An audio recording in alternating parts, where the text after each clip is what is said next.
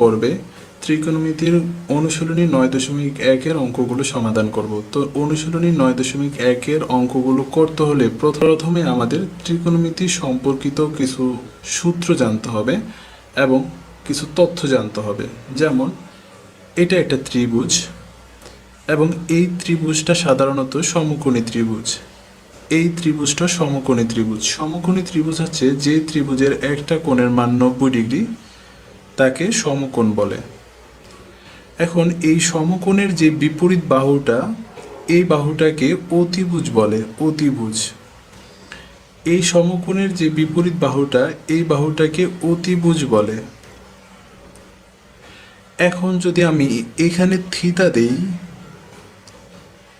মানে এই কোণটার কথা নিয়ে চিন্তা করি, যেমন এখানে থিতা বা এই কোণ নিয়ে কাজ করি, তখন এই কোণের যে বিপরীত বাহুটা, সেই বাহুটাকে লম্ব বলে।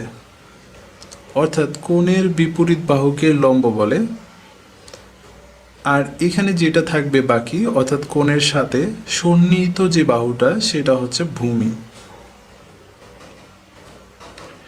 এবার যদি আমি কোণ এইটাকে এখানে না ধরে আমি এই জায়গায় ধরি, এই কোণকে বুঝাই, তাহলে কোণের বিপরীত বাহু হবে, এইটাকে লম্ব বলে। তখন এটা হবে লম্ব এবং এই যে সন্নিহিত বাহুটা, তখন এইটা হবে ভূমি। আমাদের প্রথমেই ত্রিকোণমিতির অঙ্কগুলো করতে হলে এই বিষয়গুলো ভালোভাবে ধারণা থাকতে হবে যে কোনটা অতিভুজ, কোনটা লম্ব, কোনটা ভূমি। এবার আমরা ত্রিকোণমিতি সম্পর্কিত অঙ্কগুলো করতে হলে যে যে সূত্রগুলো প্রয়োজন হবে, সেই সূত্রগুলো নিয়ে আলোচনা করব। যেমন 3টা ছন্দ অনুসারে আমি ত্রিকোণমিতির সকল সূত্রগুলো দেখাবো। যেমন এখানে একটা ত্রিভুজ আমি ধরলাম। এখানে আমাদের প্রথম ছন্দটা হচ্ছে যে সাগরে লবণ আছে। সাগরে মানে সাইন থিতা, লবণ মানে লম্ব, আছে মানে অতিভুজ। তাহলে সাইন থিতার সূত্র হচ্ছে, এখানে যদি আমি এ বি সি ধরি, এটাকে যদি আমরা থিতা ধরি, তাহলে এটা হবে লম্ব, এটা হবে ভূমি। আর অতিভুজ সবসময় সমকোণের বিপরীত বাহু একই রকম থাকে, সবচেয়ে বড় বাহুটাই হচ্ছে অতিভুজ। তো সাইন থিতার সূত্র হবে লম্ব বাই অতিভুজ, লম্ব বাই অতিভুজ।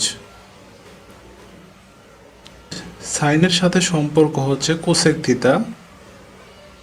তো কোসেক থিতা সমান হবে, এখানে এটাকে আমরা থিতা ধরব, কোসেক থিতা সাইন থিতার বিপরীত, অর্থাৎ এখানে হবে অতিভুজ বাই লম্ব। এটাকে আবার এভাবে লেখা যায় সাইন থিতা সমান, যেহেতু সাইন থিতা কোসেক থিতার বিপরীত, তাহলে লিখতে পারি যে সাইন থিতা সমান 1 বাই কোসেক থিতা। আবার কোসেক থিতা সমান আমরা লিখতে পারি 1 বাই সাইন থিতা। অর্থাৎ আমরা একটা ছন্দ দিয়ে এখানে 4টা সূত্র আমরা পাইলাম। সেমভাবে যদি আমরা আরেকটা করি, যেমন কবরে ভূত আছে।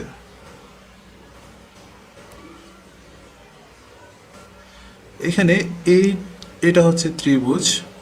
এখানে আমরা যদি থিতা ধরি, এটা হচ্ছে লম্ব, এটা হচ্ছে অতিভুজ, এটা হচ্ছে ভূমি।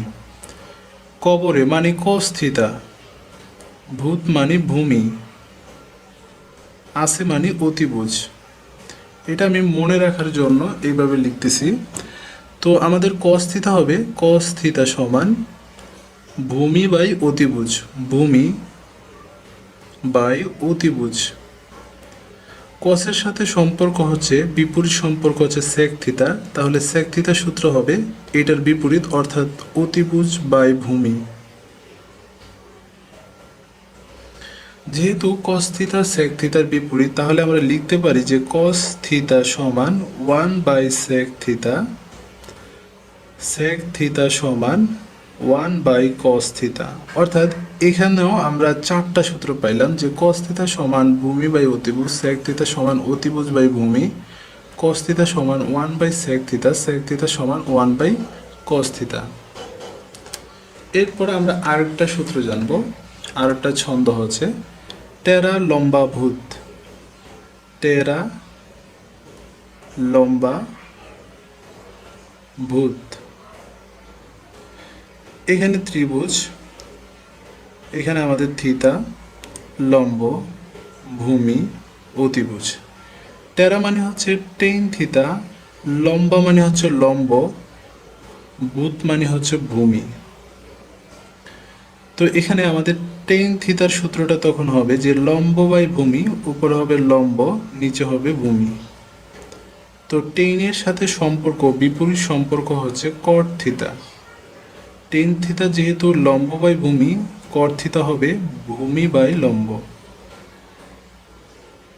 তাহলে টেন থিতার আরেকটা সূত্র হবে, যেহেতু টেনের সাথে কটের বিপরীত সম্পর্ক, তাহলে টেন থিতা সমান 1 বাই কট থিতা এবং কট থিতা সমান 1 বাই টেন থিতা।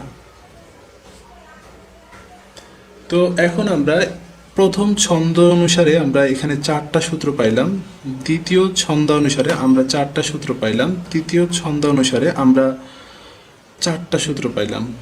সুতরাং আমরা এখানে 4টা সূত্র পাইলাম, এখানে 4টা সূত্র পাইলাম, এখানে 4টা সূত্র পাইলাম। আবার একটু আমরা সূত্রগুলো দেখে নেই। সাইন থিতা সমান লম্ব বাই অতিভুজ, লম্ব বাই অতিভুজ, সাইনের সাথে বিপরীত সম্পর্ক হচ্ছে কোসেক, কোসেক থিতা হবে তাহলে অতিভুজ বাই লম্ব, অতিভুজ বাই লম্ব। সাইন থিতা সমান, যেহেতু কোসেকের বিপরীত 1 by cosec theta, cosec theta সমান 1 বাই সাইন থিতা। এখানে কবরে বুত আছে, মানে হচ্ছে কস থিতা সমান ভূমি বাই অতিভুজ, কসের বিপরীত সম্পর্ক হচ্ছে সেক থিতা, সেক থিতা সমান অতিভুজ বাই ভূমি, কস থিতা সমান 1 বাই সেক থিতা, সেক থিতা সমান 1 বাই কস থিতা। টেরা লম্বা বুত মানে টেন থিতা, টেন থিতা সমান লম্ব বাই ভূমি। আমরা টেন থিতার মান জানলে কট থিতা পাবো, কারণ কট থিতা টেনের বিপরীত ভূমি বাই লম্ব। টেন থিতা সমান, যেহেতু বিপরীত, 1 বাই কট থিতা, কট থিতা সমান 1 বাই টেন থিতা।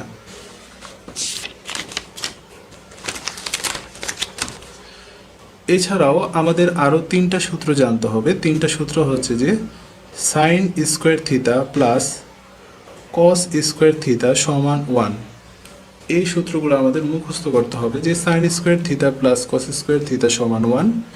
তাহলে এখান থেকে আমরা সূত্র পাই যে যদি আমাদের সাইন স্কোয়ার থিতার সূত্র বের করতে বলে, তাহলে আমরা কি বের করব, যে এখানে কস স্কোয়ার থিতা যদি ওই পাশে নিয়ে যাই, 1 মাইনাস কস স্কোয়ার থিতা, অর্থাৎ আমরা সাইন স্কোয়ার থিতার সূত্র পাইলাম 1 মাইনাস কস স্কোয়ার থিতা। আমাদের যদি কস স্কোয়ার থিতার সূত্র বের করতে বলে, তাহলে আমরা পাবো যে 1 মাইনাস সাইনটা ওই পাশে চলে গেলে সাইন স্কোয়ার থিতা। তাহলে এখান থেকে একটা থেকে আমরা এই সূত্রগুলো পাইলাম। আরেকটা সূত্র হচ্ছে যে sec square theta minus tan square theta সমান 1।